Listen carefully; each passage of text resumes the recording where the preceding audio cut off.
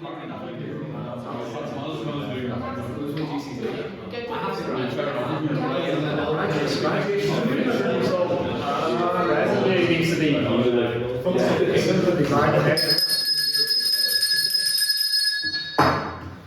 of the House, I welcome you to what is the 10th Grand Campus Tourney debate of the 177th session of the Literary and Scientific Society.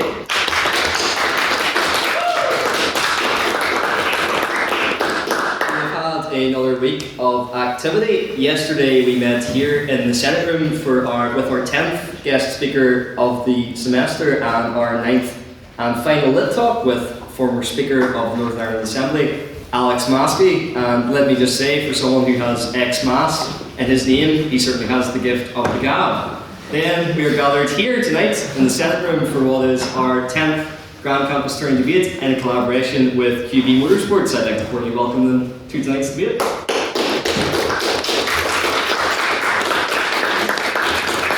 And I'm sure, just like the sport that's in discussion tonight, we will have a very high octane debate on our hands. The point of the Grand Campus Tourney is to give you all a taste of what our weekly lyrific meetings are like. So we shall begin with President's Questions. This is your chance to ask me, your President, any question you can come up with. But of course, there are two important caveats that we stick to. There are to be no questions of my politics, and of course, no questions about my sex life or lack thereof. So, do we have any President's Questions tonight? Yes, Flynn? What's for breakfast? For breakfast, so it's an F1 debate. And I was looking around for different places in Belfast where I could eat breakfast. I don't know if any of you guys saw, but Lavery's are actually doing an F1 themed pub called Libraries. It is it's not a gastro pub, rather it's a gasoline pub, and instead of bartenders they have car tenders. But I ate an F1 car because I thought it looked really good. However, unfortunately, like this joke, by the end of it, I was quite tired. It was a bit of a drag. In fact, did you know that all the letters of the alphabet had a race in F1 cars? And of course, F1. Sorry guys, I seem to have rustled a few feathers, but these puns has to be done. So we'll move on to our next question. Yes, Ray? If you could eat any food in the dark, what would it be? If I could eat any food in the dark? Oh. I would eat a carrot, because the more of it I ate, the better I could see. There you go. Any other President's Questions? Yes, Ben? What do you think is the greatest sport of all time? Well, obviously I'm supposed to be impartial, but I believe that football is the greatest sport of all time, which might be an argument which is made tonight, I'm not sure. Any other President's Questions? You're all shy. Yes, Gavin? Because, as we all know, you support the greatest football team of all time. Of course. Who is your favourite player of all time? Who's my favourite player of all time? Oh, that's a good question. I think it doesn't have to be a Liverpool player, I suppose. I actually really liked. So in my youth club, we always got involved in five-a-side competitions, and we had a kit that was way too big for us because we were on a budget, Ballykelly, youth club. But it had blue and black stripes, so it reminded me of like the Inter Milan kit. And I really like R9 Ronaldo, who famously played for Inter Milan. So he's probably one of my favourite players. Yeah, there you go. Any other President's Questions? Yes, DC? What brand of tissues are you going to use to wipe your tears whenever we're looking smacked at Old Trafford on Sunday? It's not happening. It's not happening. I'll have to get new tissues instead. Yeah. Any other President's Questions? Going once. Yes, Alexander. Stick with football, or Liverpool going to get Champions League? 100% we're going to get Champions League. I have hope. I have faith. Aston Villa will hopefully win the Europa League as well to get the 6th spot, but we won't need that because we're currently 5th. We're going to batter United at the weekend, and then that'll move us up into 4th. So it'll be sweet. What part of our slot gives you faith? Where do you get faith from? I just have faith at this stage, to be honest. I mean, one of the reasons I was slot in before the Champions League knockout match was because I thought if we bring a new manager in, he would try to play a completely different tactic that none of the players would be familiar with. And then Slot repaid my faith by playing in the first leg against PSG a completely different tactic that none of the players were familiar with. So, which is quite funny because he said we were only set up to play against PSG. But The players are giving me faith. Dominic Sabosloy will carry the team on his back, and we will get there. Any other President's questions? Going once, going twice. Okay, we're on to private members' business then. So this is your chance as members of the House tonight to ask anything that you want to gauge the other members' opinions on, be it something you've seen in the news recently or something of particular interest to you. So, do we have any private members' business in the House tonight? Yes, sir.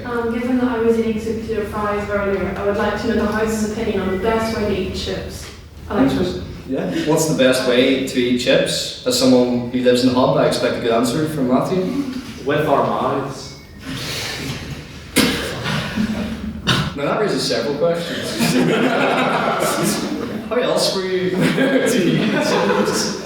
Maybe don't answer that one. Anyone else on how to eat chips? To go a bit more in depth than just using your mouth? Yes, Emily? So I think it depends on what type of chips, because you had sweet potato fries earlier. But like obviously onion chips, you can have like chili chips, garlic cheese chips, you know, there are taco chips. It really does depend on the variation of chip. But normally, unless you're Owen and Rom, you will have them with some sort of sauce. Because otherwise it's just, you know, very dry. And you just go, you need something with them. Thank you. To defend himself, if he's right to go on. Yeah, I think this has been a trend lately. I have to add that the additions I add onto my food, because we were at McDonald's yesterday, and I put, as I do, then salt it, right? So I put a pack of salt in it, and they said like, "Oh, you're going to give yourself a heart attack with that." And I was going to dispute that, and then I felt like a sudden pain in my chest afterwards, so I decided to take one for the team and just not refute it. Okay, fair enough. So just out of pure spite, you're going to continue to eat the chips dry.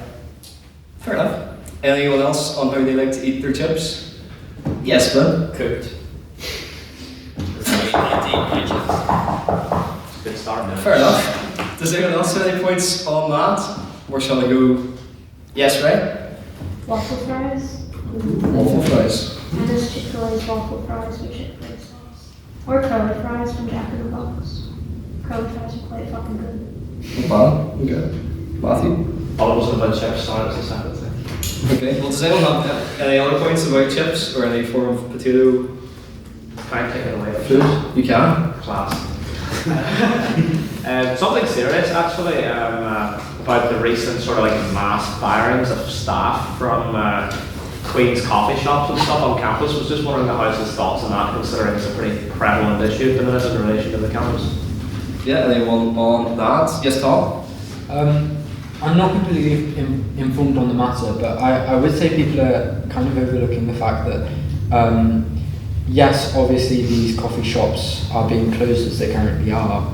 As I understand it, it's one big company running these. My understanding is, and someone can correct me, perhaps it's just they are terminating the contract with these with this cafe company because they're, you know, delinquent on aspect. We all know that Junction's better than all three of them combined. So perhaps it's just a replacement of the company that's you know, leasing the sites from Queen's. I'm happy to be corrected on that because I'm not 100% sure. Yes, sir? You can get into like the technical aspects of why they're doing this, but there's 2 points you need to know. You know, I'll go on. These people used to be employed by the university itself, and then for some reason the university decided to join in with the mass. It's already a private, but they decided to privatize. The privatizers privatize.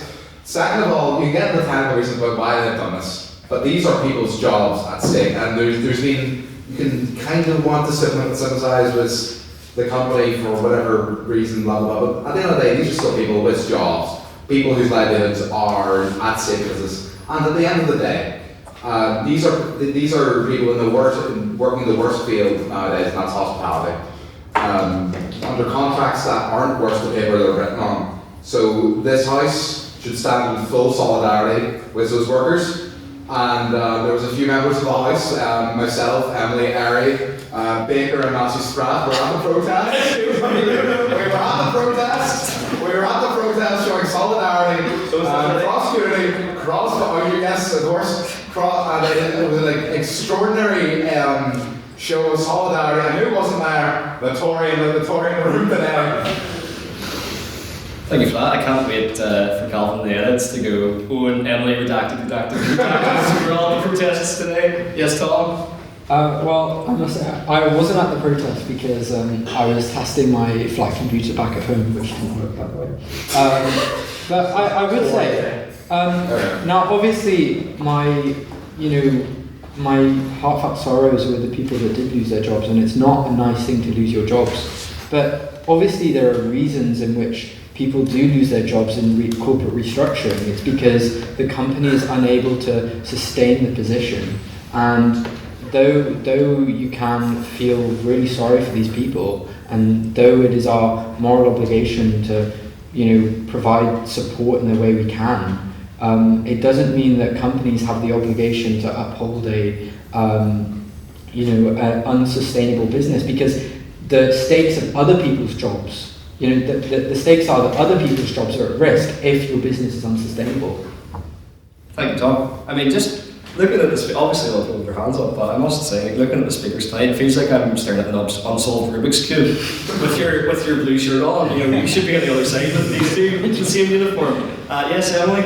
I think, obviously, I was talking about corporate restructuring, but I do think that company-wide should hear the workers talk about how they've been mistreated, like basically people who, have had medical issues and needed to go away, they've come back and they've had a job. That's not on, that's not how you treat someone, especially if they've been hours of overtime, hours of work, a lot of them class as casual workers, even though they're on basically full-time work. It's not on, they should deserve, all the protections, all the they deserve all of the legal backing, that should be given to anyone in full-time employment. And I think we should really stand up to them. Thank you. We'll work down to Owen. In no way is it neither the common man the confident and unsustainable business. We must, as I said, we must stand with the common man and stand with the coffee shops, and not stand with the man with the Austro-Hungarian coat of arms on his laptop today. Thank you, Owen. Calvin, no, you don't want to follow that? I definitely agree in principle with what this side of the house has said. I do suspect that this is a topic from which we all have very passionate feelings and gut reactions, but with none of us actually appear to know the fine details of any of this. What I will say is that, to my understanding, the company that was running the cafe in the library and in the NBC was Clements, which was a Northern Irish coffee chain, which at one point had dozens of chains, dozens of locations all around the country, and has been slowly shrinking over the years. When COVID hit them particularly hard. And as far as I'm aware, these are the last 4 posts. So I would suspect that whilst it's entirely possible a certain institution has once again done something very unworker friendly, it's also possible that the company was just on its last legs. What I will say, whilst we don't know the specifics of this, what I can tell you definitively is that in the old SU, the shop was not as far, it was the SU shop that was run as far as I'm aware and managed by the SU to some extent itself. Talk about privatisation, as far as I can tell, Queen's just went, meh, spar now, you can give us money and sell stuff. So that's a clear-cut example of Queen's just seemingly cutting jobs it didn't need to cut. But I quit in fairness, I see Tom's hand as a shot. No, thank you for that. The library coffee shop's called Hope, isn't it? It's Hope, but it was Clements. It's all right, Clements. It's not hopeless. Which is quite funny, because usually I go to the Clay Library, I have no hope. It reminded me also of your my favourite K-pop band, it's like with your shirt. Oh shit. Blackpink. Blackpink, Yes, right? They were done. Yeah, agree with Calvin. I was going to say, obviously it's owned by Clements, and Clements, well, it's just fucking shit. Even the whole cafe was shit. No one actually bought the food in there. I'm not gonna lie. I always just bought my own food and took it in there. The hot chocolate, that was fine, but the sandwiches, the pre-prepared sandwiches, it was just shit. I don't really care about other people losing their jobs. I'm not gonna lie. I don't give a shit anymore. That's a lot of portion. But fuck it. I don't care. Shall we do a motion? Shall we extend the motion to the house? I know his hand's going up. This house, Leaves Hope Cafe, is good. What's good? Okay, we have to say what's good. I'd like to propose an amendment to that actually. What's that? This house stands in solidarity with the workers that are losing their jobs. You could do a second motion. Yeah. Oh, no. Okay, but this house supports Hope Cafe. All those, and Emily seconded it, all those for proposition. That's good. What we support. That's right, hang on. That's 4. Why are you taking this? No, I'm just doing this. I'll be it first.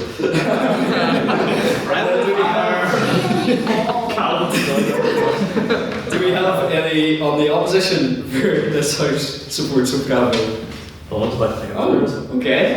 3 on the opposition. And then who would like to abstain on this motion? I'm feeling woke today. 7, yeah. Okay. Well, the results of that are 4 on the prop, 3 on the op, and 7 abstentions. So due to the abstentions winning, the motion falls. No. Can I make a point of order, please? Yes. I just want to re-characterise appropriately the remarks made by Mr. O'Neill. I was not protesting today. I've never partook in a protest. I was speaking to my favourite communist, Owen. The only communist that I would classify as a favourite. But Anna was also with me, I don't speak for her, but she was also not part of the protest. So I've never protested. I'm not really into that. I have too much stuff to do. I don't have that much free time. But I respect the workers, and I respect Owen. Yes, Owen. I'll actually read out because no, you weren't at the protest. You were speaking at the protest. What? I'm not. I will. This is all being transcribed. This is going on Belfast Telegraph tonight. I am Matthew Spratt. I've always and will always support the working man and the common labour struggle and the unification of this island at the end of the You didn't read it in the proper Spratt way. I am Matthew Spratt. I work for the workers of the coffee shops. One time we were playing the classic game Fish Goal, and your name was in the hat. And Reverend Ian Paisley's name was in the hat. I pulled out Ian Paisley and started doing a Paisley impression, and both Chloe and Rachel and Beth at the exact same time all went, Matthew Spratt! And I was like, no, it's not him. Yes, Flynn. I have to agree with Ray on Clem's being generally awful food. I once went to a Clem's cafe in Belfast. I got a sausage roll and it was completely burnt on the bottom. Like completely burnt. Like it had been dipped in a volcano. And then I also got an iced coffee and it just tasted like, I don't know. It was Doesn't it taste like coffee? it was just like you could see through it. That's how bad it was. How can you support that one? Right. Calvin? I actually agree with Ray. As a vegan, they're just terrible places. I mean, I think the cafe in the SUA had a tomato soup for a while, and then they switched it to potato leek, which had milk. So I did not have soup for ages, and I remember that was the day that I was strongly against any type of that cafe ever. Interesting, thank you. Yes, so. On the top of sausage rolls, it's in command of the house. The sausage rolls at the chaplaincy. I cannot recommend them enough. You should all go. Yeah. Thank you. Yes, Beth? I think this is unnecessary slander because the coffee has always been fine, and the scones were the best in the library. But I think we had the library scones. I had them once in first year and they were great, and for some reason I never went again. But also, Junction has the best sausage rolls, and they are really affordable and they taste better than Greg's. And I also always see everybody eat here in Junction, so that's the point off of it for sure. Yeah, I'm inclined to agree actually. Yes, Matthew? So the Catholic chaplain say sausage rolls are need to be good, they're £5.99. Yeah, but a percentage of that goes to your indulgence if you buy sausage. I could donate with the car machine and it gets me 10 days out of purgatory. Yes, Tom? Well, I was going to say, as a response to Beth, I don't think we should settle for fine. I think we should settle for the Catholic Chaplaincy's Cafe. It just recently opened on Monday, and I would recommend it to you all, but I'm a very selfish man, and I would want to keep it all for myself. This debate appears to be brought to you by the Catholic Chaplaincy Cafe. And here you go. That's right. Yeah, so like any religious institution like that serves food, I'm no way to hell in going there because that's how they get you. Which is why I've never set foot in the hub, and why I will never set foot in the Catholic chaplaincy because that is how they convert you. Raise with your stance. Clear? Yes, Beth? I do like the Catholic chaplaincy and the hub, but I prefer the hub because in first year I got brought accidentally on a date to the Catholic chaplaincy. And it was very, very upsetting for me. As someone who's freshly in Belfast, I did not understand what's going on. But the food is also better in the hub, even though the pancakes are a little bit dry. I can assure you they're not converting anybody through the Catholic chaplaincy. I mean, Matthew's part himself got a tool. Sorry, but as a Jew, I have to be careful. I mean, Inquisition, like, let's just. Fool me once. Yes. I just on massive points with the 5 point sausage rolls. This is just a further example of how much of a strong supporter of the common man and the labour movement he indeed is. Yeah. I love how this is like Lutheran heritage, where we started about workers' rights and protests, and have now devolved into which chaplaincy has the best sausage rolls and coffee on campus. Yes, Calvin. I will say though that pub does an amazing deal of the £2 coffees on Monday and Wednesday mornings before 11 o'clock. But the Catholic chaplaincy does have this amazing Coke lime coconut drink. It's so good. If there's any reason to go, even if they do convert you, it is worth it because you get to drink that. That's just my opinion. But I need it. Bethany had one as well. And of course, as the Presbyterian I am, in classic Presbyterian fashion, I'll just choose whatever chaplaincy has the cheapest offers. You're picking anything to go whatever happens. As a cafe connoisseur, I do recommend going to Kinderfolk up on the Stramilish Road. It's really, really nice. I went there one day. I also recommend going to Neighbourhood, which is in Belfast, which I find quite nice. Yeah, so that's my cafe recommendations. And also there's one on beside the chaplaincy called Sojourn. That's Presbyterian. Okay, well, see, I know what to go to. The Trojan horse of the chaplaincies. I'll go in here, Sojourn seems really nice. You know, there's going to be so many cafes. Go to a cafe. So many times cafes. Ladies and gentlemen, Alexander. Yeah, I think a real cap, or to be the best coffee runs, I think First Cargo Presbyterian Church. Services are 11 every Sunday, and there's great coffee and buns to be had, so please feel free. You get salvation as well, so free. That is, of course, with the stipulation that you have to travel to Garva in the first place to go there. And of course, we all know that Garva is so backward in civilization that they still have the pyramids in that place. Yes, someone? Just on the topics of cafes and religious institutions, it was £3 for water at the Sinn Féin Ardesh. Yes. Was it I think you're just normal. What? I think you're confused. Sinn Féin is not a religious institution. I'd like to imagine the Good Friday talks going like this. You know, oh yeah, Martin, you should try out the hub. They do really good stuff. I know Ian, the coffee's pretty good in the Catholic chaplaincy. Well, the hub is the Church of Ireland chaplaincy is over 150 years old, so David Trimble could have been there, John Hume could have been there, Owen and I have been there, so a lot of big discussions happened. James Turrish, my favourite papist, was there. So like, a lot of good stuff comes out of our ecumenicalism. You guys should start podcasting there. Oh, don't give my heads. What would you call it?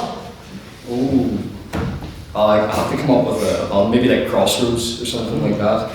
Yes, Tom? Well, as many of you know, it's the Catholic belief in transubstantiation, which means that we believe the Eucharist, the bread, is the substance changes to the actual body of Christ. So therefore, when our chapel gets dedicated and when we have consecrated hosts and that, we will be able to say that Jesus Christ is in our cafe. So I think there is no better argument for a cafe than that. Yeah, like that'll go really nicely along with the 5-star food dating rating. Exactly. I think we should change your name tonight from Tory Tom to Purgatory Tom. Yes, a note that the Protestants have this belief that, you know, they don't have to go through, for instance, a priest for confession. They can just pray straight to God, and that the Holy Spirit and Jesus' presence is everywhere. And in consubstantiation, you know, it is spiritually His presence, not physically. So we don't even have to consecrate a place to say that Jesus is there. We just do it already. Like, you guys have to go 1 or 2 extra steps. It's quite sad. There you go. Yes, Owen? I think it's very similar to Tom's other belief, not religious, that the coffee workers physically become unemployed. Thank you. Yes, Matthew. Just, oh, jeepers, what that? Oh yeah, I do remember my point now. Jonathan said about going straight to God.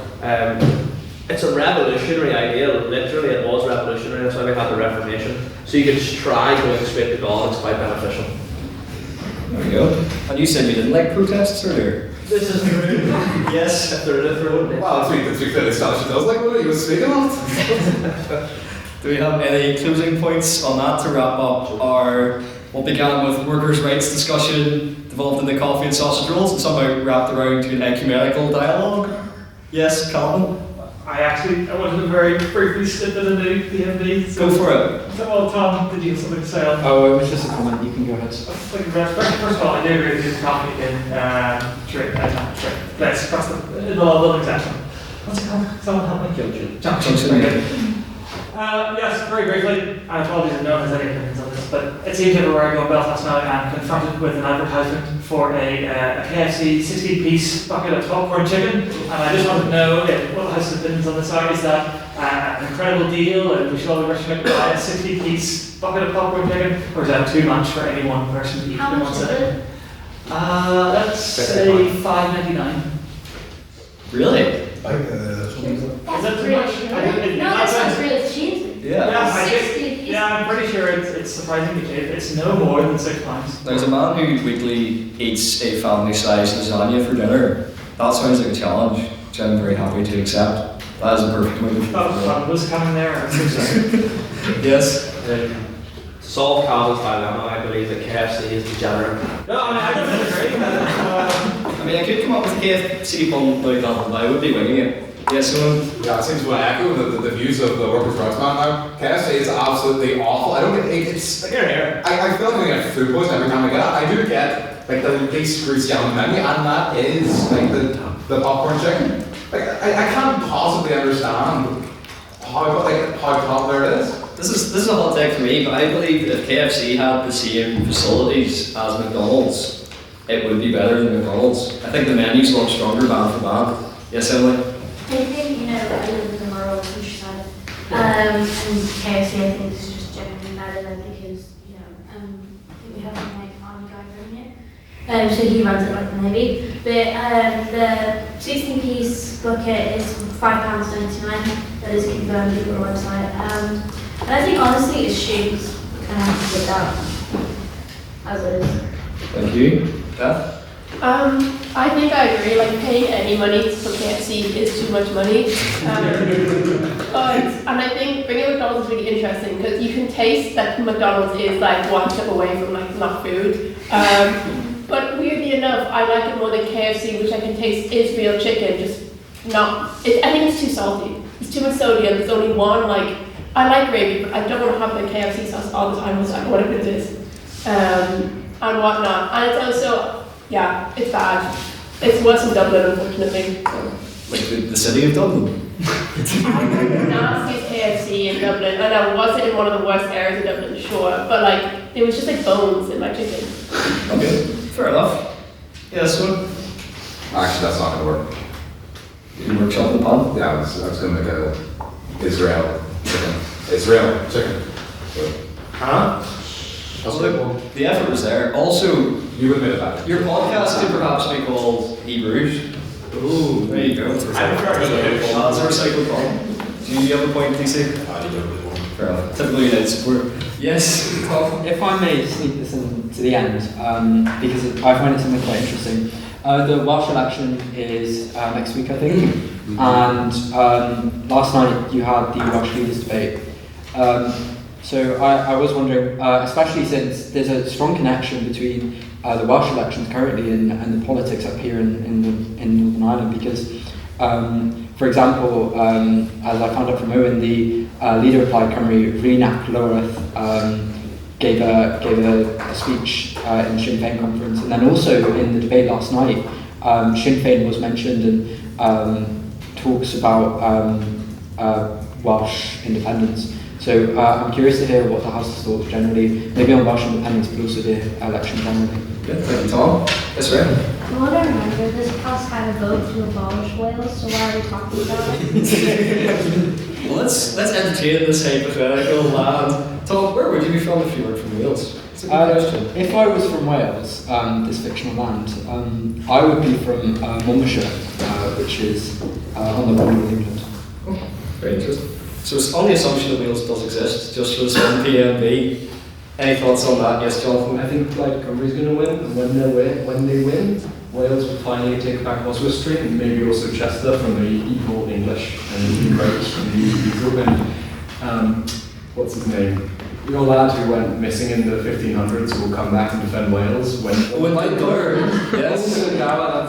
Great one. They're going to come back and lead Plaid Cymru to victory, and then they're going to get independence. And then the economy will crash. But until the economy crashes, it'll be bright. Nice. Yeah, it's happening. Matthew? I can't really see Plaid Cymru winning because when their leader got an interview the other day, the interviewer had to ask him how do you actually pronounce your name. So I don't really think they understand. I actually don't know anything about Plaid Cymru, to be honest. But the question based on that, I think they would struggle surely. Any other points on that? Yes, Glenn? I think England should take over Monmouthshire and also Wrexham, because Wrexham doesn't sound Welsh at all. It sounds like it belongs in England. Neither does Newport, so I think we'll take over that as well. Yeah. England. If the Welsh are looking very prepared, I'd say we all vote for Ron. Yeah, very good. And Lauren, maybe. I'm on. Yes.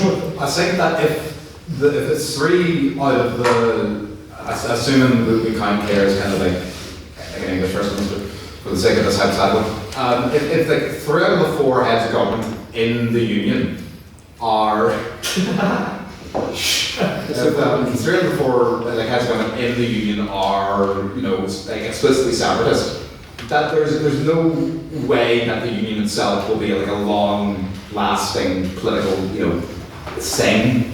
Because the SNP clearly have been able to survive things that, like Lukashenko could survive. And I think Plaid will shortly shoot themselves into that position.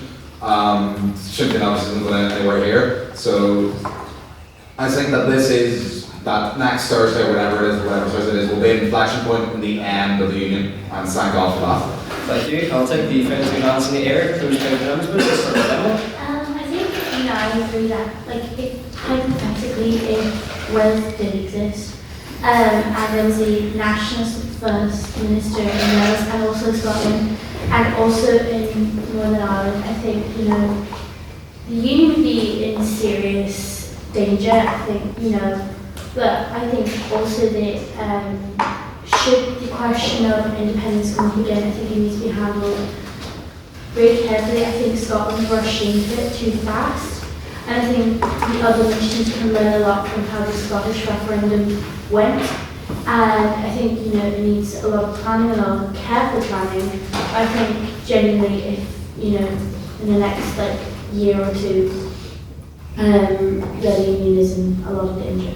Thank you. Yes, Jonathan? Is it not ironic that the death of the union will come as a direct response to the austerity policies created by the Conservative and Unionist Party? And then I suppose since he started private members' business, I'll take Matthew and then Tom to close. Yes. I just think it's really appropriate to remember we can discuss all these concepts of independence and all that nonsense and unification and stuff, but our sovereign's still on the wall and he's not going anywhere. So we're going on that basis. Thanks, Matthew. And then to close, Tom? Just to provide some insight, it does look, according to the polling, that it seems like it's probably likely to be a Plaid Labour minority government. I would say that I wouldn't accuse the Conservative Party of being responsible for the breakup of the union, considering since devolution started, Labour has been in power in Wales. And you can very clearly see the consequences of that if you live in Wales. For example, my local hospital, my local minor injuries unit, Neville Hall, closed down. So the nearest A&E I have is about 40 minutes away. And I don't live in a particularly rural area. It's 40 minutes away. And nonetheless, it was an A&E that is, the only A&E available is an A&E that wasn't even built to be an A&E. So they retrofitted an A&E to this hospital. And the average wait times is 7 to 12 hours. But like the problems with the NHS waiting list being much longer than in England isn't the least of the problems. The Labour government have just conducted full economic mismanagement of Wales. They've wasted money wasting money spending our money on Welsh overseas mini embassies when it's not the Welsh government's responsibility to open embassies. They haven't focused on what their devolution powers granted to them, and when they have, they've allocated it incompetently. And you can see the failures in Wales when you contrast it with England. And so it's not the Conservative and Unionist party that is responsible for the discontent in Wales, it is the party that has been in charge for the past 20 years, I think. Thank you, Tom. I'm sure we could all talk about Wales until the cows come home, but of course we wouldn't want to drag on. So we shall move now to our vote of prior opinion and the exhibition of tonight's debate. Just to remind you, the motion is this House believes F1 is the greatest sport of all time. So can I have all those who agree with that statement, please raise their hands now. That is 3. And can I have all those who like to vote for the opposition of the vote on prior opinion and disagree with that statement, raise their hands now, please.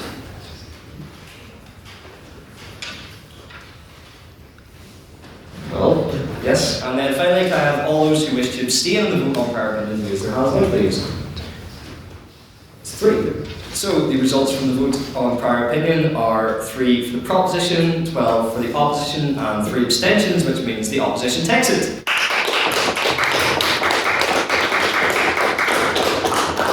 And now a quick run through of our rules. Speakers will take it in turns on the proposition and the opposition to approach the podium and deliver 7-minute speeches. The first bit of their speech and the last bit of their speech is protected time, which means for those 5 minutes in between they have unprotected time as designated by our bell. Helen, right? Thank you, which means during those 5 minutes they're susceptible to POIs or points of information. This is your chance to challenge the speakers in real time on any points they make during their speech. To do so, simply raise your hand and shout on that point of information or POI. It is then to the speaker's discretion whether they accept or reject your POI. Please keep your POI short, no longer than 15 seconds, and of course make sure to leave 15 seconds in between the POI being offered, otherwise that is barking. Don't worry, I will let you know with my trusty gavel. And with that, start your engines as we welcome first on the proposition, Beggar to the podium, please.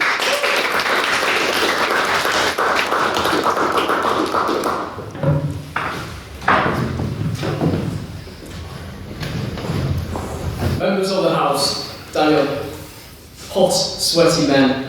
That is F1 in a nutshell. Now, what unites me and Tom, 2 men in their peak physical male state?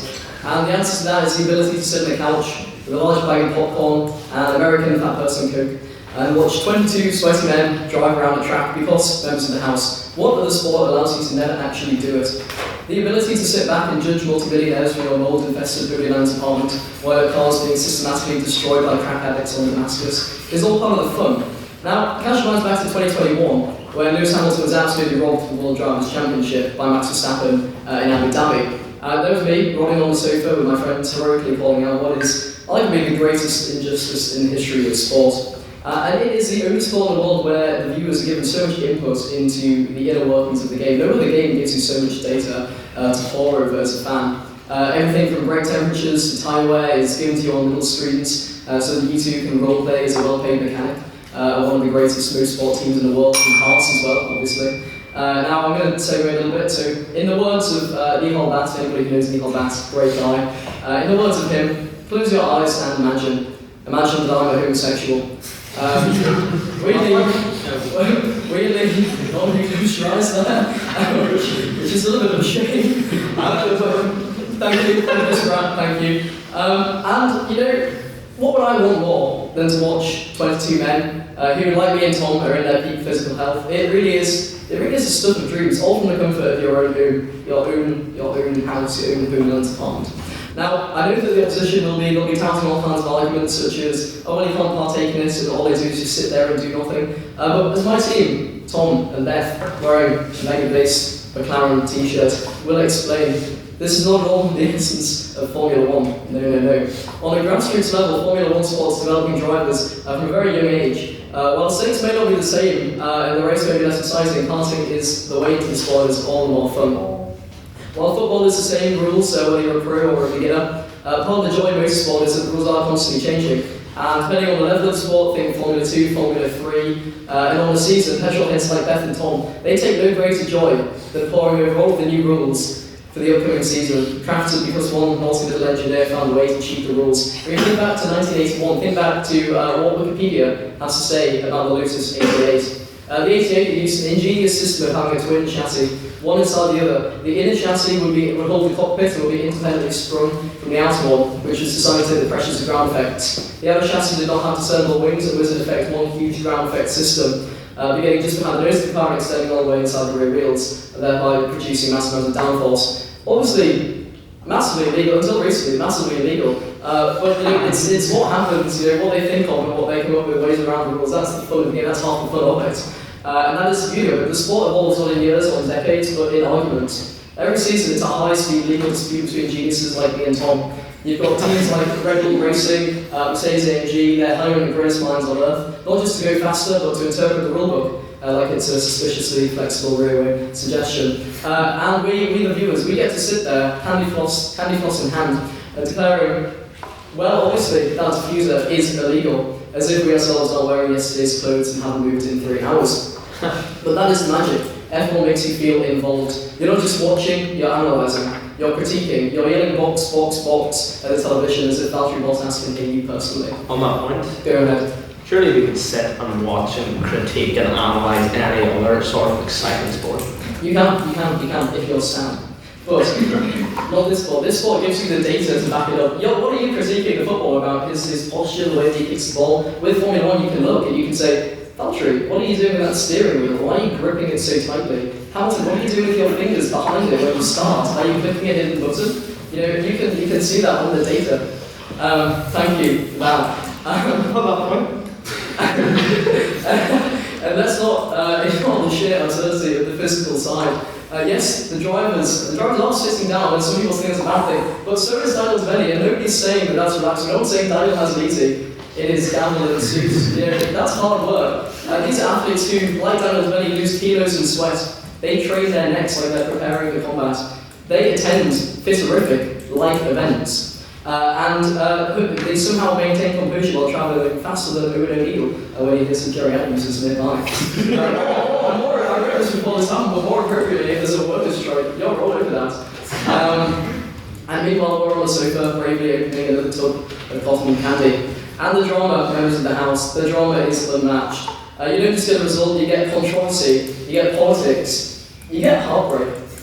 On that point, surely that's just your average lyric. Yes, and that's why we're drawing comparisons between Formula 1 and this glorious throne that we see Daniel sat upon.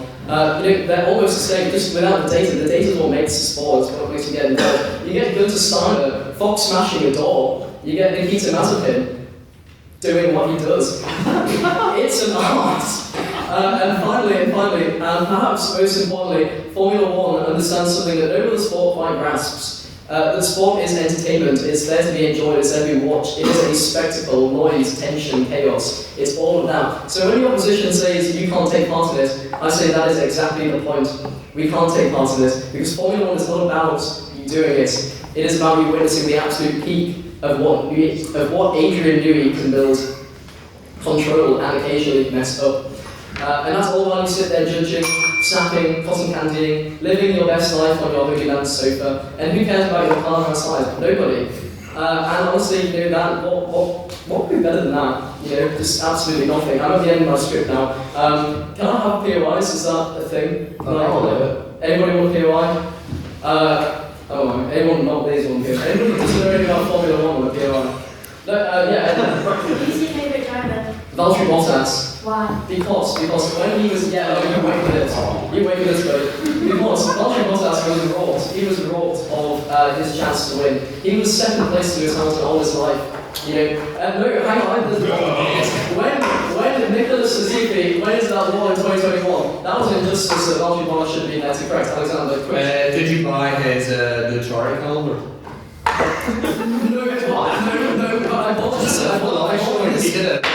I bought signed coffee from him. But if you'd like to buy me a photo of Valtteri Bottas' penis, then I'm more than happy with that. Seems under one more, you can do one more.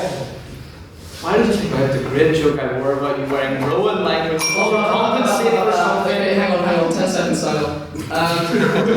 Hold on. Right, okay, Matthew wrote something in my speech. He said, why would you want to get fondled by a second row rugby while sweating your head off? Or get into rowing lycra, which is far too tight, that it must be compensating for something. Trust me, I am not only Vice President of UB So Sports, but I am also a rower. Thank you.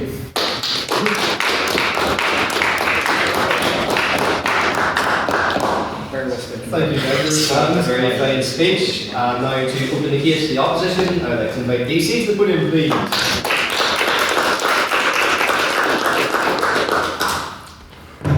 Ladies and gentlemen of the House, I must admit tonight is a slightly uncomfortable position for me. I do in fact love Formula 1, I watch every race, I follow all the drama, and I've spent 2 hours watching the Grand Prix just to say afterwards, yeah, the strategy was quite interesting. But tonight, I'm going to argue that Formula 1, despite all its speed, prestige and very expensive carbon fibre, is fundamentally incapable of being the best sport of all time. Because to be the best sport in the world, you need 4 things. You need accessibility, you need fair competition, you need global and meaningful participation, and you need representation. People need to be able to see themselves in the sport, and frankly, F1 fails on all 4 fronts. I'll start with accessibility. As most sports begin with something simple, a ball, a field, and a group of willing people. F1 begins with a financial plan. You don't stumble into Formula 1, you're engineered into it, financially, structurally, and socially. Karting alone can cost tens of thousands a year. Moving up the ladder, you're into hundreds of thousands. Reaching the top, millions. So when the other side talks about the best drivers in the world, what they really mean is the best drivers who can afford to get there. That is not meritocracy, that's a filtered pool. On that point? Yes. Are you saying that Nicholas Latifi should not be in Formula 1? Yes, I am. I want to talk about the fairness of Formula 1. In most sports, if you're better, you win. In F1, if your car is better, you win. Yes, drivers matter, but only within the limits of their machinery. Put an average driver in a dominant car, they win races, as is shown by Lando Norris scamming his way to Drivers' Championship despite not even being the best driver in the car. They put a world-class driver in a weak car, they disappear into midfield obscurity. On this? Yes? Yeah, but isn't part of the competition who can develop the best car? I'll get into that. Now put Lando Norris in the weak car, he's now the English local sergeant. We've seen entire seasons defined before they begin, with drivers like Max Verstappen and a dominant Red Bull turning the 2023 season into a sequence of very expensive parades that even the Orange Order would be proud of. And again, I know the defence, but engineering is part of the sport. Fine, but then let's be honest, it's not pure sport. That is a hybrid of sport and industrial competition, and that disqualifies it from being the best sport in the world because the outcome is not primarily human. And also, let us get into appearance. F1 is global in appearance. It does travel to glamorous cities and has fans all over the world. But participation, it only has 22 drivers now, and 11 reserve drivers from a narrow set of countries drawn from an incredibly exclusive pipeline. Compare that to truly global sports where participation happens at every level, where kids play in schools, clubs and communities, not just watch it but someday if they can afford Sky Sports. Because the sport is not defined by how many people watch it, it's defined by how many people can be part of it. And this is where the gap becomes clear, because the best sport in the world, and at all times, should see a pathway from where people are, from the very bottom to the very top. Rugby actually does this exceptionally well, especially here in Ireland. Take the Irish provincial system, where you've got the wonderful provinces of Ulster, Connacht and Munster for real rugby fans, and the morally dubious Leinster for all the West Brits who prefer their success heavily imported. These teams aren't just elite, they're representative. They've connected. Yes? But wouldn't you also take into account all of the rugby players who've gone to private schools like on college? If you look at the Irish rugby team now, more players come from state schools or not private schools than they do from like the Blackrock. That's just a very small pool of players. It is rugby is a heavily evolving sport from just the private side of the game. But rugby does go out to connect schools, clubs, communities and regions. A kid in Galway can realistically dream of playing for Connacht. A kid in Limerick can dream of playing for Munster. A kid in Auckland can dream of being shipped off to Leinster. There is a visible, structured, merit-based pathway, and now you compare that to Formula 1. Well, what is the pathway? You just be extremely talented and find several ways to quit. That is not representation, that is exclusion with good PR. And now I'll talk about entertainment, because sport, at its core, is about human drama. Uncertainty, conflict, momentum swings. F1 does have moments of brilliance, but it is not consistently dramatic. Too often, the fastest car leads from lap 1. The order stabilises and then we wait for pit stops to create artificial tension. And yes, the other side will say the strategy is part of the excitement. But think about that. In most sport, the excitement comes from what the athletes do. In F1, it often comes from what the team decides. And that is a crucial difference. And this brings me to the key comparison. Even if you admire F1, even if you respect it, how can it possibly be the best sport in the world when rugby union exists? Rugby is accessible, physically demanding, globally played, and deeply representative. Yes? Is it globally accessible for the people in countries that weren't colonised by the British? You said about most sports too fair. And rugby is also relentless and unpredictable. No car advantage, no budget ceiling determining outcomes, no external machinery deciding your limits, just people, skill, strength, decision making under pressure. In F1, if something goes wrong, you check telemetry. In rugby, if something goes wrong, you get broken in half by someone the size of a fridge and less brain cells in the EV order. Yes. If something goes wrong in F1, you die. You know? Right. Yes, always. If something's wrong with others, you can die as well. There's cricket players who die because something's went wrong. That's not really the point, is it? That's okay. Personally, I don't understand how somebody can watch a game of rugby and think, yeah, there's something better than this. And if so, you need to be brain checked. Sorry. Yes. Do you like rugby's just like, when it's in Formula 1, the hot sweaty men are kept apart by cars.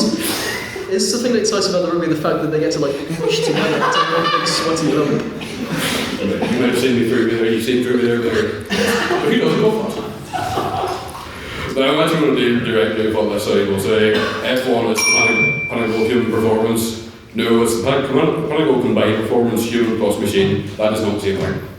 It has a massive global fan base, so does Netflix. That doesn't make it an amazing sport. And it's technologically advanced.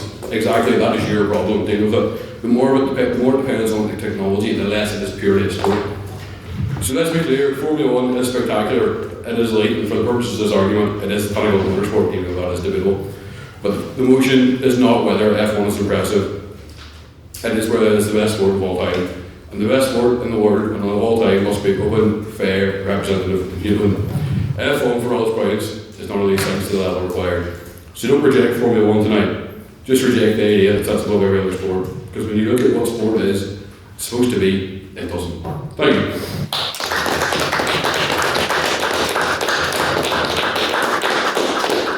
Thank you, DC, for that very fine speech. And now to continue the case for the proposition, I'd like to invite Tom to the podium.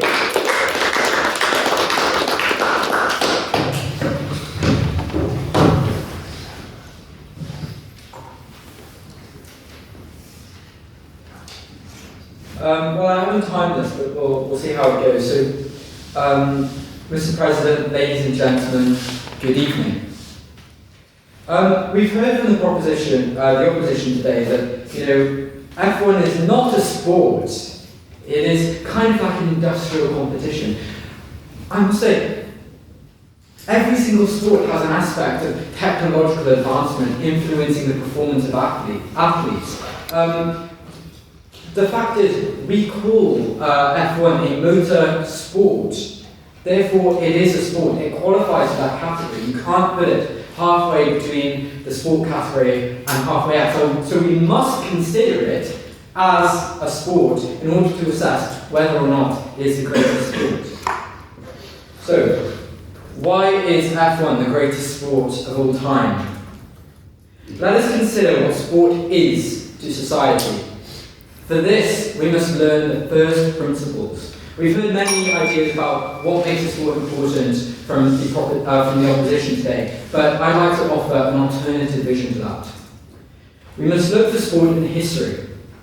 Imagine the Roman Colosseum, the arches spanning the length of the entire land building, the magnificent Titanic construction reaching up to the stars. What an amazing sight. Below, athletes trained in many cases since childhood, fighting to the death, using their sheer physical power. The crowd scream and cheer with excitement and awe. All from Rome come to see, plebeian or noble. What made them cheer? What made them roar with excitement? What made the crowds come? What allowed unpopular Roman emperors to resolve their position by hosting games? Was it the drama, the stakes of failure and victory? Was it the impressive construction of the facade and pillars, the engineering of the Colosseum? Or was it human achievement, the standard to look up to, the example of maximum human effort and commitment, pushing up biology to its absolute limit? It is not a single reason. It is all of them. Come I to speak on sport, a sport that is miraculously able to fulfill these ideals and grant them all new meaning. No other sport has the drama, the years spent on development of an engineering miracle, where decisions, unlike the opposition would say, are life or death, down to the engineering, down to the 1 microsecond in the turn.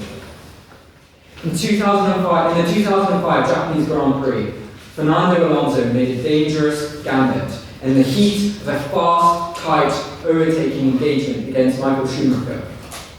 Reflecting on the battle, Alonso said, "I knew he hit the brakes because he has a wife and 2 kids. No other sport has the stakes. No other sport has the pathos. No other sport has the speed.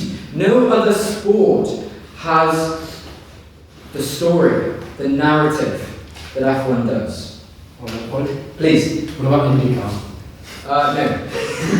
However, F1 still wouldn't be a greater sport without what it represents technologically. F1 represents the forefront of our achievement as the human race. It represents the sum of what we have been able to achieve as humans. Just like the Colosseum today, developments made in F1 have a direct relationship to the advancements in other areas, from high-efficiency software to aerospace engineering. Developments in connectivity, for example, McLaren pushing forward a new technology called Track Connect, which is being developed across public transport networks. If you want to check how late your Translate Metro is, you can thank McLaren for that. Sitting in the Great Northern Wall, trying to get up to your lecture that's late, you can thank McLaren for checking how late it is, please. The Translate Metro shouldn't be late in the first place. I want to thank McLaren for telling me how long I'm going to have to wait. Well, at least you can complain about how late the bus was to your friends. This is true, I like that. So on that point. Track Connect has also developed high-speed Wi-Fi for rail passengers and clear data for engineering teams. So while you're on the train, using the high-speed Wi-Fi, it's on the high-speed you can thank McLaren for that, your connectivity. All other sports lack the magnitude of impact in our daily lives. Many people argue that space, developments in space have an impact on your lives because the technologies developed in space are also transferable down here to Earth. That's the same for F1. I could go on and on, but I think even the opposition would agree on that fact that the magnitude of change and advancement, is far superior to any other sport. But one of the things that really makes this sport quite unique is what it can push humans to do. Being able to control a car while under over 5G is not something trivial. It is an incredible feat. The reaction speed, the strength, the decision making, it is incredible. When Nikki, I mean, we've heard from the first speaker on the proposition here, Baker, who says that, it isn't some small thing to just sit in a chair. But I must go one step further. It's no small thing to go under 6G of constant pressure to make the decisions in that latency. So it's very physically exerted. It's more physically exerted, I'm not saying, than rugby. Something else I would like to mention was when Niki Lauda in the 1976 German Grand Prix crashed and nearly died. After his last rites were given by the priest, he said, "I thought of my 2 children and said, no, I cannot die today. I decided to survive." But the most impressive thing is that man who nearly died, who nearly burned alive, his greatest achievement was getting back in the car and racing again the next year. F1's quality is not demonstrated by the quantity of viewers or the accessibility. It is what it means for society, what a standard it sets for the rest of us to live our lives in. And therefore, I have full consolation in my view that F1 is the greatest sport to ever exist. It is one of the greatest inventions in mankind. Not only because the greatest inventions created by mankind come from it, but also because the entertainment value in itself is incredible. Therefore, I beg to propose this motion. Thank you very much.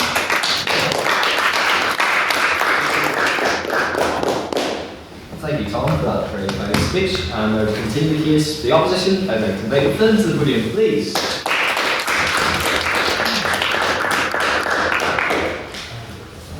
Just give me a moment to set up here.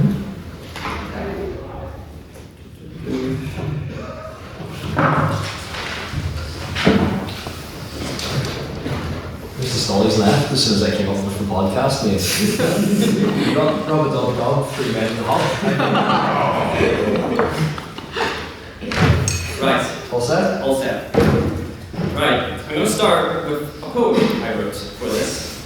So, ladies and gentlemen, the time has come. Formula One or Formula None. We put this to the jury tonight. A proposition of dizzying heights. A sport of danger, speed and money. I hope you find the props points funny. Witness here a debate of splendour, an opposition of grace and candour. And don't now leave out through that door. You're about to witness so much more. As we plant our points ready to grow, lights out and away we go. So, I'll bring you 3 reasons to why Formula One is not the greatest sport. Number 1, the regulations this year are awful, genuinely awful. I don't know who put them together. I will go into that later. Number 2, Formula One has been partially rigged by the FIA. And number 3, there are so many less well-known sports which are just better. Okay, point 1. The regulations have done very little to nothing to improve racing. There's a lot of talk now about reliance on battery power. Drivers are going, "Oh, my battery's out, and I can't do this, I can't do that." Yeah, well, that's the FIA's fault. Sorry about that. Sorry you can't go racing. So it's improved at the start, but after around lap 8, it's the same old stuff. Woohoo! George Russell wins after leading all of the laps. Yippee! Great sport, isn't it?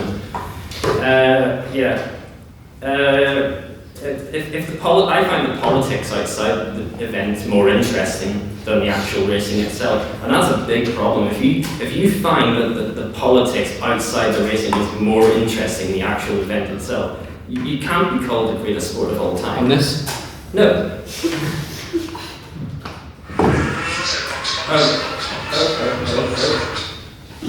Time to move a bit slower, isn't it? Right. After pit stop done. Right. Second point. Formula One is partially rigged by the FIA. Not totally rigged. Drivers do have a degree of free will. The FIA do like to pull some strings on the regulations though. For example, in the early 2000s, Ferrari were completely dominant. They won 5 world championships in a row from 2000 to 2004. So for 2005, the FIA thought, let's change things up a little bit. They made up some rule changes, and coincidentally, every single rule change seemed to go against Ferrari. Now the proposition might say, oh well, that was done to improve the racing. No, because I'm about to get some meaty stuff here. However, the only thing it did was reel Ferrari back in. Everyone else stayed in pretty much the same order. And this was announced late in the season to deliberately disadvantage Ferrari because they will have spent all of their time developing their car towards the start of the season. A more egregious example of the FIA pulling strings, well in this case it was FISA, which is a precursor to the FIA, was in 1984 with Tyrrell, were the only team to continue to run a non-turbocharged engine because they were convinced that it constituted as turbine power, which was illegal since 1971. All teams, including FISA, tried to change this rule by having votes, but votes had to be unanimous, so Tyrrell just kept blocking the vote.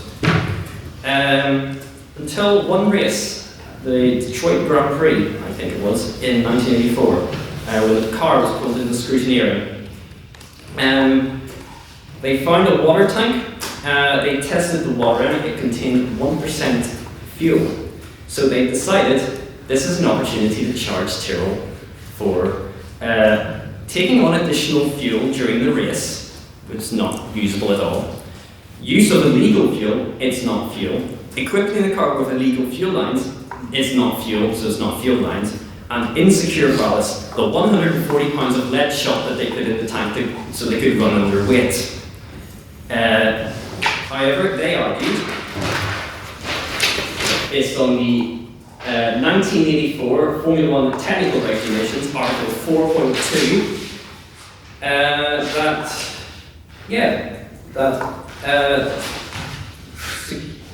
the 4.2 ballast can be used provided it is secured in such a way that it requires tools to remove it. I think you require tools to remove lead shot from a water tank inside a car. So Well, you're explaining a lot of hindrances on why it could be better, but you haven't described why it is not the greatest sport of all time. You've said why there's room for improvement. I'm going to get to that. Calm down, okay? Calm down. Yeah, so they disqualified them. So then the next race, they could all gather together, go through the regulation, fault your uncle. Everyone's happy, except Tyrrell. Also a pit stop. Can't make this one too long. A minute. Other sports are just better. To say Formula 1 is the greatest sport requires every other sport to be worse. That's a given. But sports like snooker, golf, football, certainly worse than Formula 1. But there are many other sports which are better. The most obvious example is NASCAR. Yes, NASCAR is much better than Formula 1. So much more exciting, so much more adrenaline. The racing is much closer. You don't have Nikita Mazepin 3 laps behind every race. They're also running centimeters from the wall, 200 miles per hour. Whereas Formula 1 drivers have 2 miles of runoff at every single corner. Formula 1 fans who say, this car's bad, but it's insecure, I think. Formula 1 is technically advanced, but whatever. Doesn't make it a great sport. We need great sports to have a sense of community instead of a toxic environment where we just try and compete against each other and hate each other whenever someone comes up with a good idea. They go, oh, like that, let's protest against that. Formula 1 gives off toxic vibes, but the proposition, the perceived status of being a Formula 1 fan keeps them clinging on. They need to man/woman up and let go. I thank everyone for listening to my speech.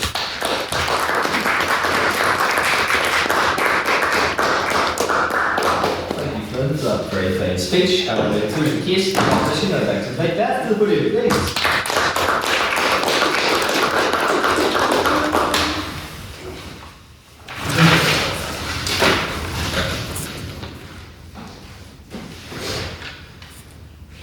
So we've had a lot of yap today about why Formula One is necessarily bad and why rugby of all sports is better than it. But I don't want to focus on the lows of sports because there are some lows in Formula One, I will admit. Like every sport, there are some bad elements. Does it get boring from time to time? Sure. But does every sport not have that issue? What I want to argue is that the lows are the same for every sport, but the highs that Formula One brings you cannot be replicated in such a way that it makes the greatest sport in the world. Now, I'm going to do this for multiple points because I have them neatly written out for the first time ever. The edits are fire. Women in STEM, multifaceted sport, the narratives, and better scandals. So let's start off with a pretty simple point that will lead into the rest of them. The edits are fire. The Abu Dhabi 2021 edits to Skyfall are so great. And watching all the Smooth Operator Carlos Sainz edits, fantastic. The Lost Scar Lacey edits, top of the top. Football is just some like guy kicking around the ball. Basketball are the Clay Thompson edits where they accuse him of being gay. Other sports are just kind of there, like darts, Luke Littler throwing something at the board, yes. Are you really going to say that Johnny Manziel edits are not the best edits of all time? But it's of Johnny Mandel, so you I have to say that if I could choose an American footballer to be better for better edits, there are better ones out there. This leads into narratives.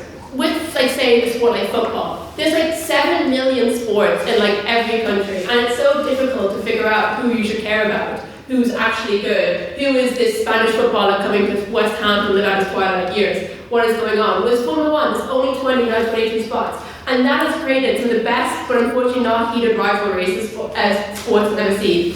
Prost Senna, Con Lauda created one of the best movies ever made. Hamilton and Alonso, Hamilton and Rosberg, Mercedes, rest in peace. Hamilton and Verstappen, Hamilton and anybody. Yes, go ahead. Doesn't the limited amount of people that can participate create an elitist and inaccessible sport for people to enter into? I think every sport is inherently inaccessible when you look at the elite level, which is to say that it's always going to cost way more money. Football, you have to be able to dedicate time in your day to do this, to only do this. I mean, this is a very much like, if I haven't broken my knee, I'd be a pro by now kind of argumentation. I think every sport is inherently accessible, some more than others, and I don't deny it, but I have to say that when you look at the sport as a whole, and look at the highs that Formula One gives you, they're much better. And this brings you on to the scandals. Spygate, purposely stealing technological information, that's so fun, that's so cool. That really leads to the concept. Crashgate, oh my god, purposely crashing your car in to like to allow your teammate to get through. Like that's so Fernando Alonso cool, like Bernie Ecclestone, like that ain't so bad. Michael Schumacher shunting Damon Hunt off the track, allowing Jacques Villeneuve to win the most fraudulent world championship until Lando Norris. That was so fun. Imagine the thought of your sport. Like in football, it's a short Argentinian and a metrosexual Portuguese guy. In Formula One, it's Lewis Hamilton, who's just really cunty, and Michael Schumacher, who's like an evil German guy, who's also kind of cunty. Yes. So you're going off the cheating's the best one. Cheating is so fun. Like in every other sport, it's like, oh, he did drugs, oh, he's faking an injury, like whatever, Bloodgate for rugby that I looked up 2 minutes ago. Every other sport has cheating. Football has fixed matches. You know, my dad's local team, Athlone, got caught by Lithuanians in the 80s, and they had a massive match fixing scandals. Like every sport has a scandal. It's an inherent in the sport. But what if the scandals are fun? What if they're interesting? What if you want to be like, I want to know more, this is kind of fun. Like, yeah, like the scandals are the best part of any sport because it gets people interested, it gets people going, and it shows that sport is cool and interesting instead of like boring scandals like, oh, he like, I don't know, was doing, I don't know, drugs. Then also encouraging interest in multifaceted sport. Now, it may not look it here as I look into a room of mostly men, but most of the Formula One fans I know are women. And it has, since Drive to Survive, it has allowed sports to grow at the confines of sad nerds and to fun, sexy individuals who care about the sport. I've had humanities majors discussing downfalls like one of my lecturers, they get really into nitty-gritty details. It gives me PTSD for the exams I have in a week, and I should be doing some right now. It creates a real engagement in the subject that's been pretty inaccessible to women as a whole. I do engineering, and fun fact, I am part of 20% of women, and we're very proudly told this is the highest intake of women the course has ever seen, which is a very concerning figure, as Flynn would know. It also makes you smarter, and not even just for women, but in general, by making you look at the data. Like, as Baker said, analysing the data, caring, being like, oh, that strategy was like so good and cool, and now you've learned something, you're actually coming out of it, like, what are you going to do with strategizing in like football? Like, oh, he kicked the ball kind of weirdly, like, oh, we shouldn't have done that. Oh, we should actually like try and score a goal instead of passing it around for 20 minutes. Please, dear Lord, shoot the ball. In rugby, it's like, oh, this guy should pass it back better to his other teammates. He should, like, I don't know, not fumble the ball. But in Formula 1, you're looking at the data and you go like, oh, I know what's going on. I can really have an interest in it. Yes, Flynn. Do you not think that the just overwhelming amount of data would put people off it? You know, you come to Formula 1 and you see all this data, and it's just a bit off-putting. Do you not think that? You've given me an excellent point now, Flynn, that I had not thought about before, which is, I think it's something I commented about, I'll expand on it, which is that there's more to Formula 1 than in most other sports. There's more kind of accessibility in terms of the media you can watch around it. Like, you may not know, but like Bernie Collins, an alumni of this university, is really, really good on Sky in terms of breaking down the information. You've got all these people that are there, dedicated and qualified to tell you exactly what it means.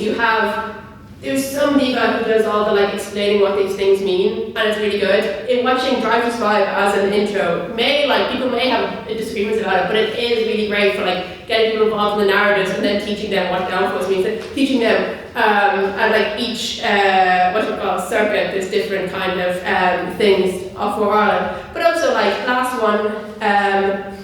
So rugby being accessible, please guys, I am from Dublin, so I am biased, but everybody I know plays rugby goes to either Blackrock or the other ones. Representation of D4, but they're also just CTE goblins smashing into each other who will have not really lives to live after they get into it. NASCAR is just driving around in circles.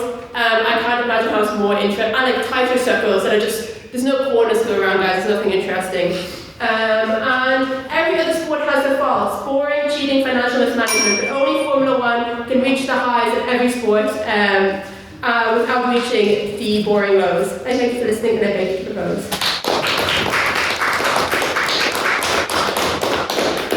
Thank you, Beth, for that very kind speech. And I close the case to the opposition and the debate as a whole. I'd like to invite Alexander to put in, please.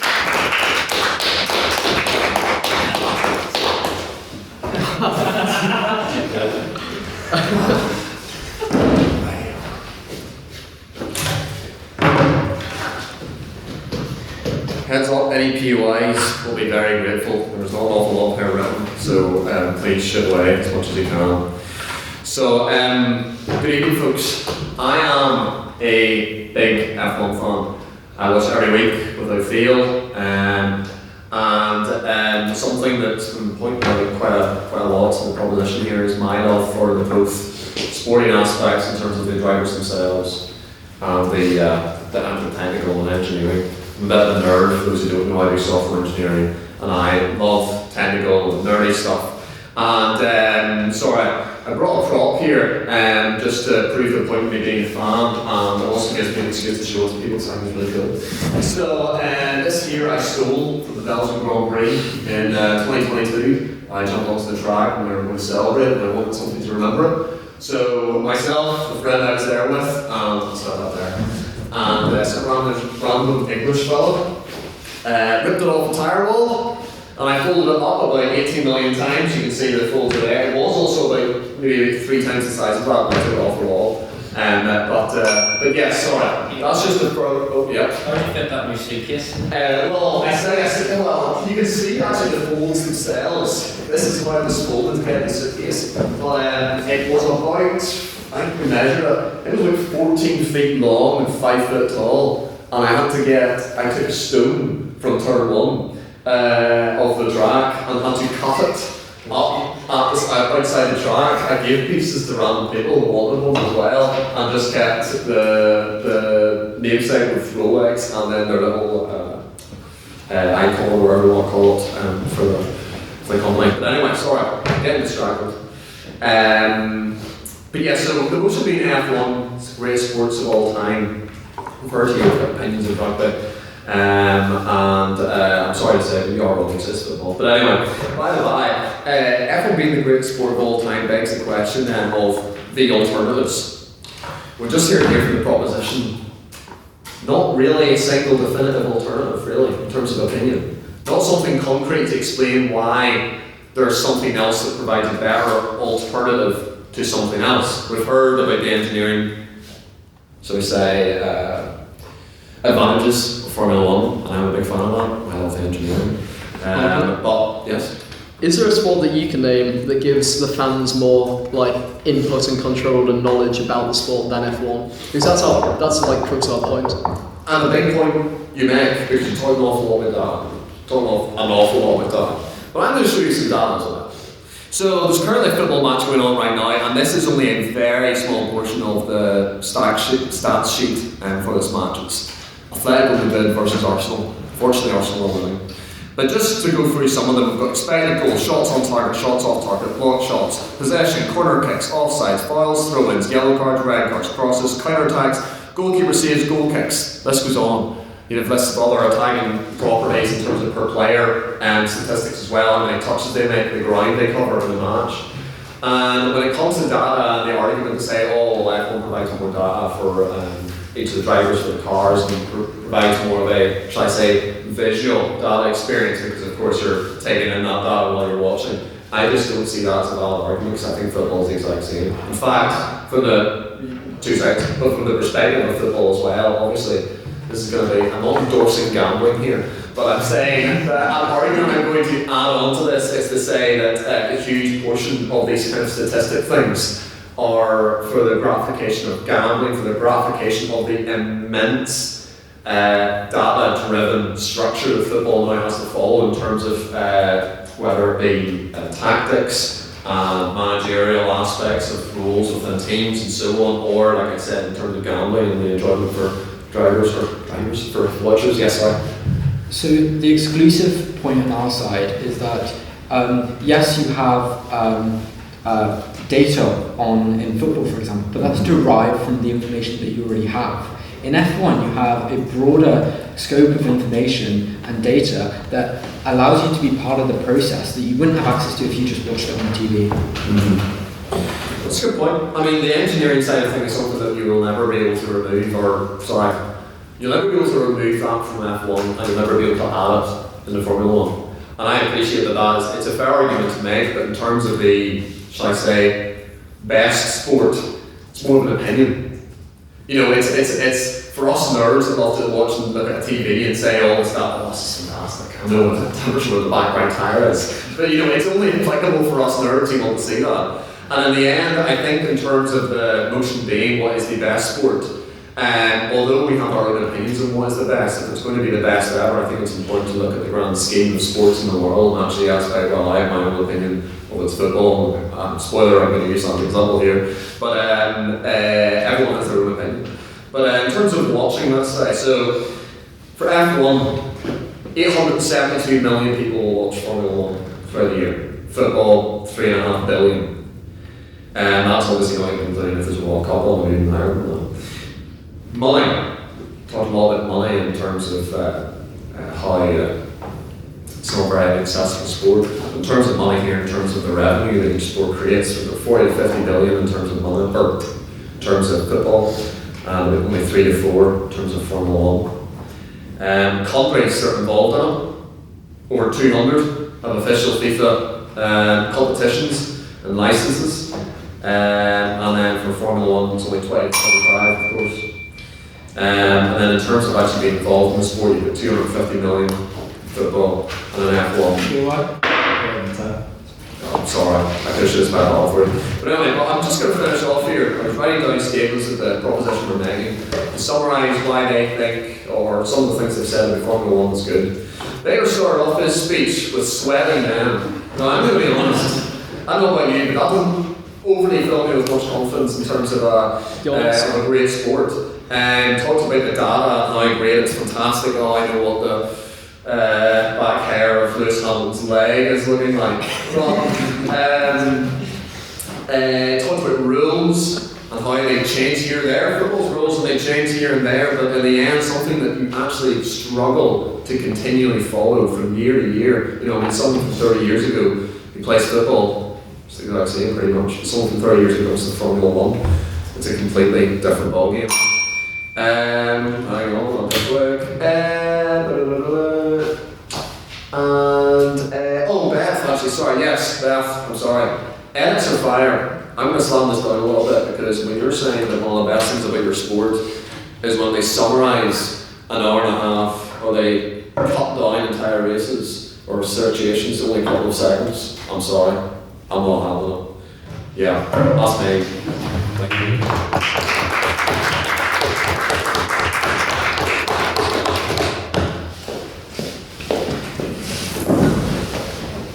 Thank you, Alexander, for that very fine speech, and to all of our debaters for what made for a very interesting debate. But you're not quite over the finish line yet, as it is now time for our question from the House. Members of the House, this is your chance to interrogate some of the points you heard tonight, to maybe explore a bit further some of the arguments, or perhaps something you felt was not engaged with during the debate. So, do I have any questions for the proposition first? Yes, Jonathan. Given that going to an F1 match requires a lot of money in terms of tickets, it requires a lot of money in terms of flights and hotels.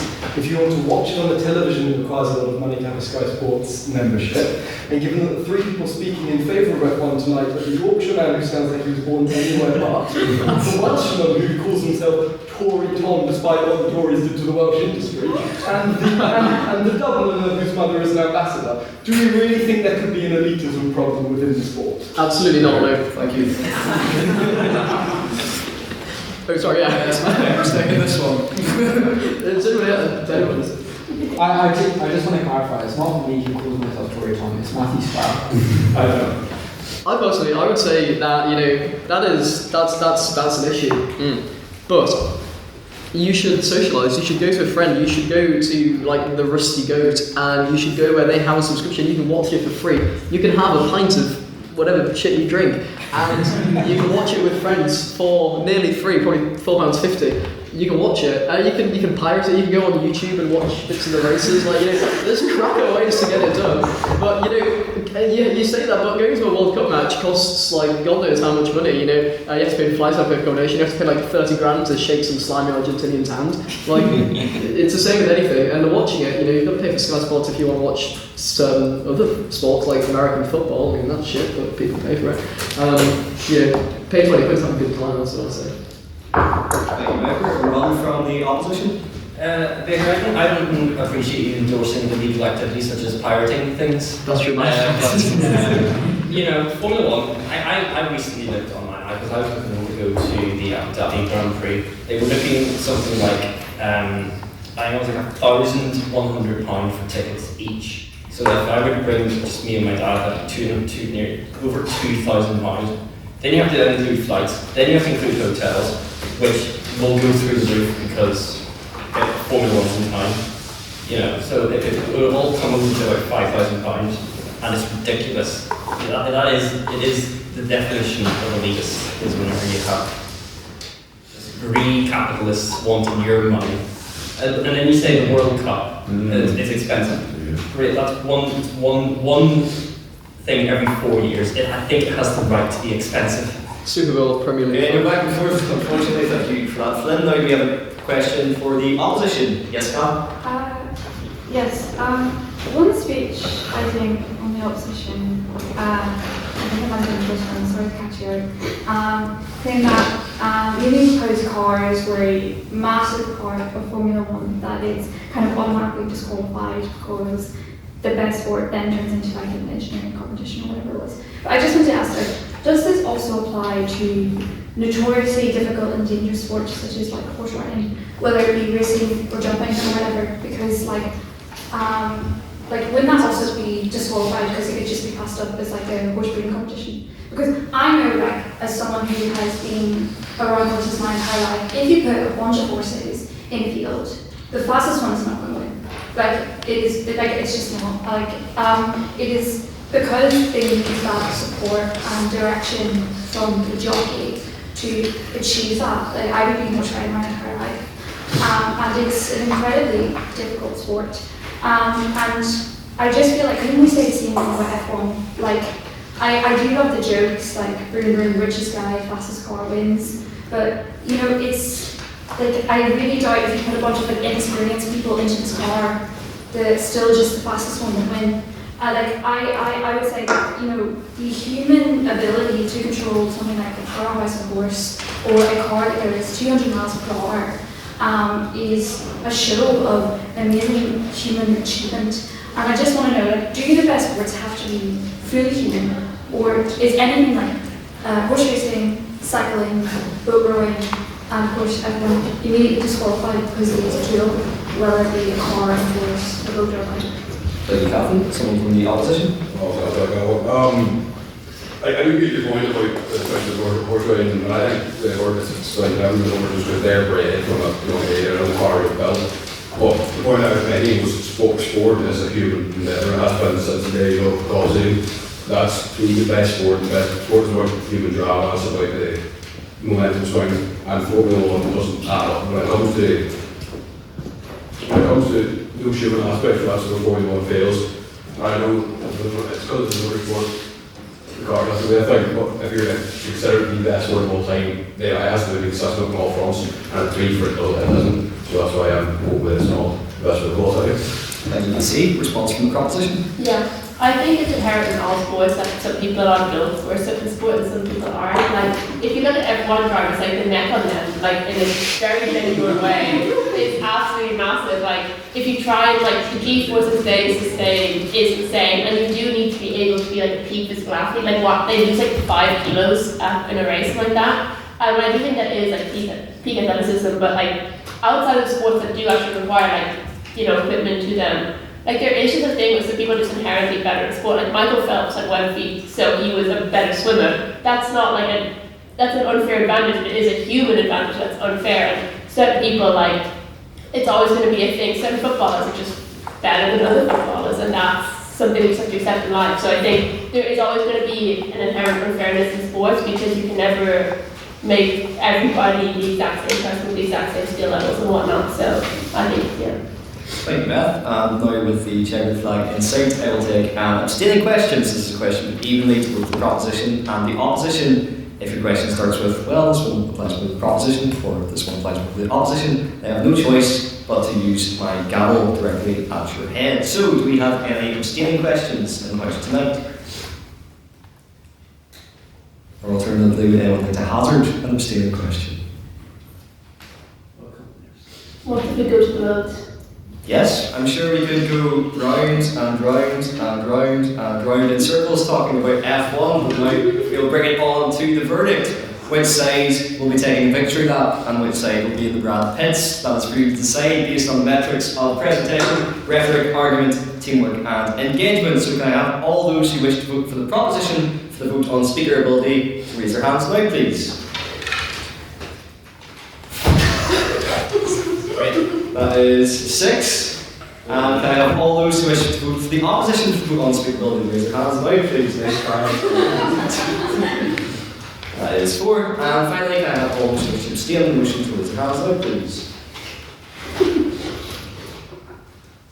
Cool, that's 6 as well. So with 6 votes for the proposition, 4 votes for the opposition, and 6 abstentions, the proposition takes it. The motion passes.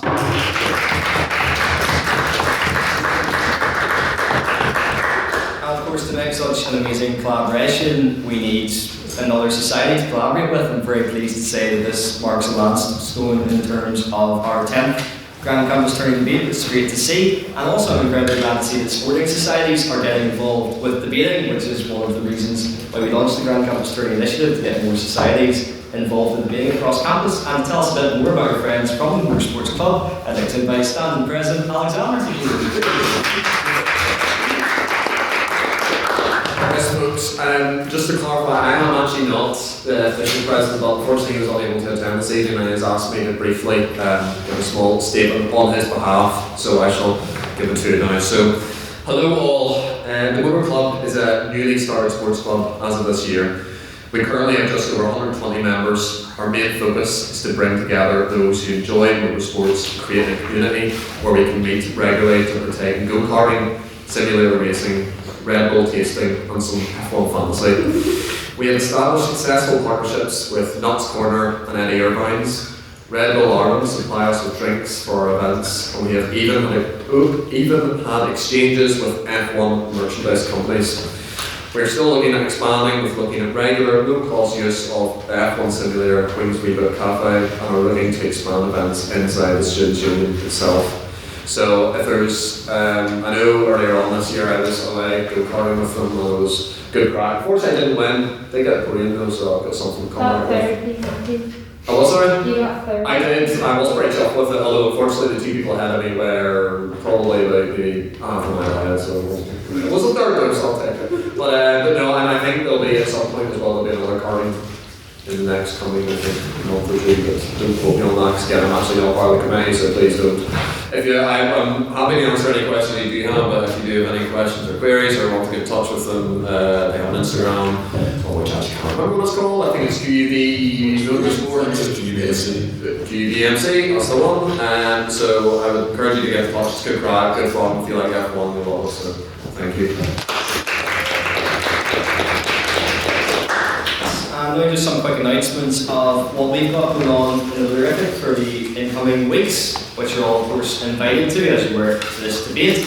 On the 6th of May we will be having our 11th and final Grand Campus Tourney debate with the Old Society on the motion "This House believes alternative culture is inherently political." I see some of the speakers who are speaking on that in this room, and the good news is we will be in the Senate room for that debate, so please join us. That is May 6th for that. We then have on the 8th of May a collaboration debate, which is very exciting. We have now formed a tri-provisional partnership with debating societies in Galway and Cork, and we'll be travelling down to Galway to celebrate not only their 180th birthday, but also take part in the inaugural debate, so please make sure to join us for that. And also I'm pleased to announce that tomorrow night myself and some other members of council will be going to the Students' Union Awards, where we've been nominated for the Best Society at Queen's and also the Best Student-Led Activity, so congratulations to everyone who's been involved in that. And with that, as always, if I could have councils from 177 and 178 to stay behind and set up the room, our excellent speakers to the front, I will see the rest of you at the Students' Union. I call this meeting adjourned.